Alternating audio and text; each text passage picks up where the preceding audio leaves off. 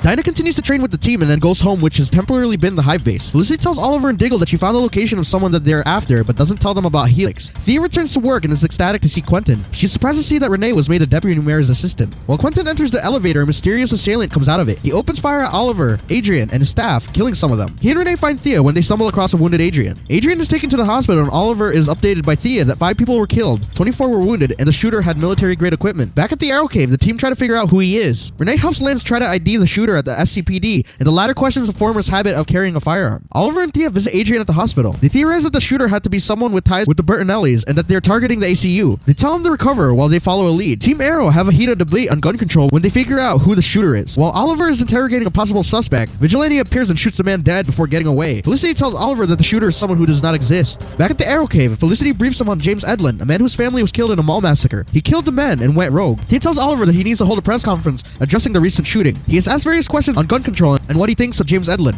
After the conference, Oliver discusses it further with Quentin and Thea. They tell Oliver that he needs to handle the situation as mayor and not the Green Arrow. He meets with Constable-woman Pollard and argues about gun control with her. He tells her that neither of them will leave until they come up with a solution. Elsewhere, Diggle and Dinah interrogate thugs in hopes of finding Edlin. After getting no information, he knocks the man out and talks to Dinah. He worries about her living situation and she confesses that getting an apartment is something normal people would do and that she no longer felt normal. He encourages her to try and take little steps. After arguing with one another, Felicity and Curtis get an idea of how to find James. Renee and Curtis talk to the leader of his grief counseling group, who gives them the address of the place Edlin is staying at. They arrive at the location and they find out what his next target is. Oliver and Pollard continue to argue when he gets a call from Diggle. He tells Oliver that Edlin is targeting Starling General. The team get into position while Oliver confronts Edlin. He tries to talk him down when they're surrounded by the SCPD. He tells Edlin that although he understands where he's coming from, he has taken the lives of innocent people. Edlin prepares to kill himself when Oliver is able to convince him to surrender. The next day, Oliver and Renee give Pollard a new gun ordinance that will appeal to both sides of the gun control debate. Back at the Arrow Cave, Curtis apologizes to Renee about their argument earlier on and offers to help him get his daughter back. At the hive base, Dinah thanks Diggle for inspiring her to try to be normal again. She reveals that she had gotten the apartment and has become a detective at the SCPD. Later, Oliver holds a vigil for the victims of the shooting and introduces the Star City Firearms Freedom Act. In flashbacks, Renee confronts his wife about her drug use. They're interrupted by their daughter and they prepare to leave for a hockey game. He gives his wife an ultimatum. Either she stop using drugs or she'll have to leave. He and his daughter return home and find his wife being held hostage by a dealer. A gunfight erupts and his wife is killed. Renee loses custody of his daughter and he finds the motivation to become Wild Dog. Will Ragman ever come back? Will we finally see the ties between Talia and Prometheus? Will we finally get a revelation of who Prometheus is? Why is China White teaming up with Cupid and Lisa Warner? And will somebody on Team Arrow die? Question: will we ever see Artemis again? Will we ever see the Green Arrow and Black Canary romance blossom? We'll find out in the next episode of Arrow.